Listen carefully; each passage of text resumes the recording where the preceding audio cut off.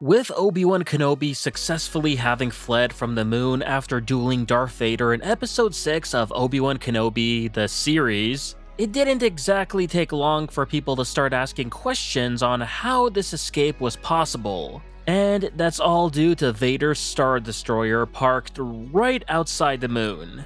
And that's just it. Why did it allow Kenobi's starship to escape the moon from Vader? And why didn't it do anything to at least stop it, even blasting it to vapor dust if needed? That's for the most part the questions that are being asked here with this scene, as people do take issue with this escape going, well, smoother than it should had.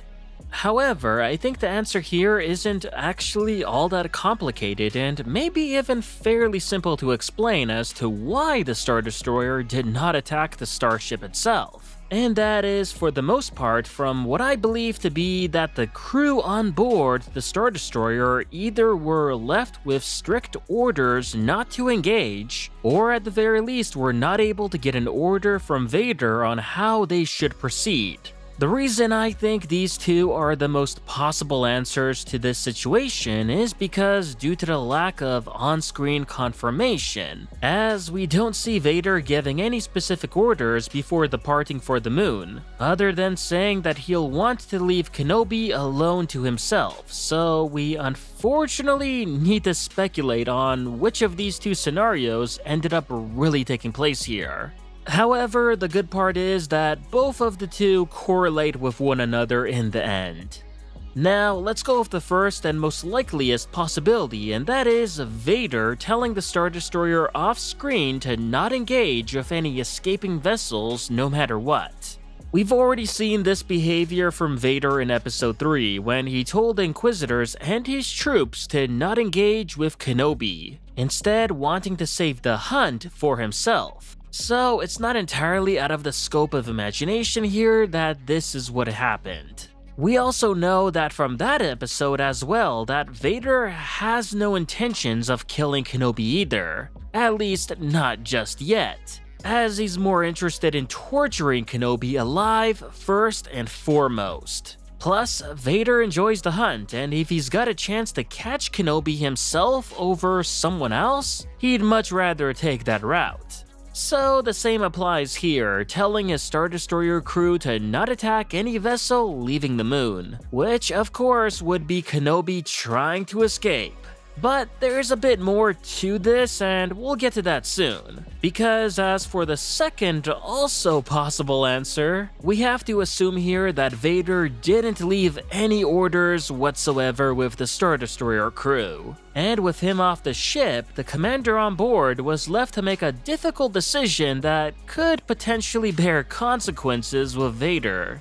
Now, it's possible that when the commander saw Kenobi's starship fleeing the moon, he was unsure with what to do in that situation, as it's safe to say that no one on board was expecting Kenobi to fly off first and not Vader. We can assume the commander would have tried to get a hold of Vader at this moment, but as we know, he was pretty beat up and damaged and too far from his Lambda shuttle to receive the communication in time. So with the Star Destroyer commander being unable to get any answer from Vader on what to do, he decided to go with the safest bet possible, leaving Kenobi to Vader, and just not engage with the starship.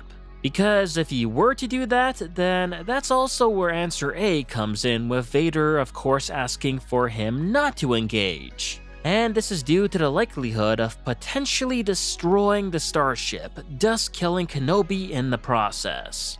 As we have to remember that Kenobi was using a civilian starship to escape the moon, and not something military grade. That civilian starship not only lacks weapons on board, but also other additions like stronger armor and shields. So a couple of direct hits on that starship and it would not be around for too long, as continued prolonged attack from a Star Destroyer could easily be at risk of destroying the civilian starship, either tearing it apart and having the vacuum of space suck up Kenobi on board, killing him, or just having the ship blow up, also killing him just instantly. Either way you slice it, Kenobi would be dead and Vader would not be all too pleased. So regardless, neither of these scenarios would be desirable to either Vader or the Star Destroyer commander. Now, if the commander would have been responsible for making a judgment call to attack the fleeing starship,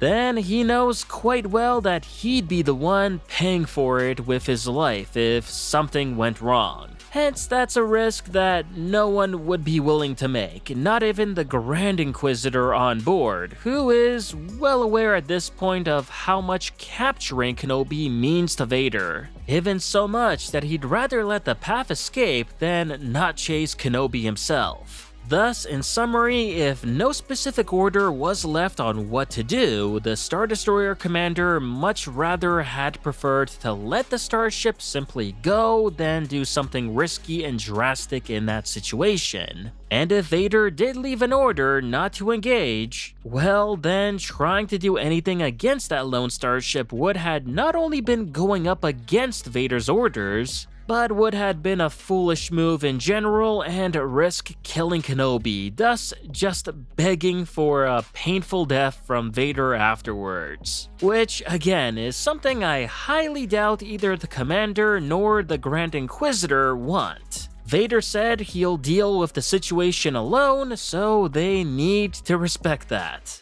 And there we go. Not the most complicated answer ever, but I do agree that it should have at least been addressed a little bit better in the series, or at the very least show Vader giving the order not to engage like we got in Episode 3. So then we wouldn't have had such a debate in the Star Wars community about this small little part in Episode 6. Because, well, honestly speaking, there are certainly other things that happen in this series that truly don't have a logical explanation and strangely don't get brought up as much. But on the flip side, I think it will be fun to just try to figure out explanations even for those things, as I'm sure many would appreciate that even if it's only for headcanon's sake.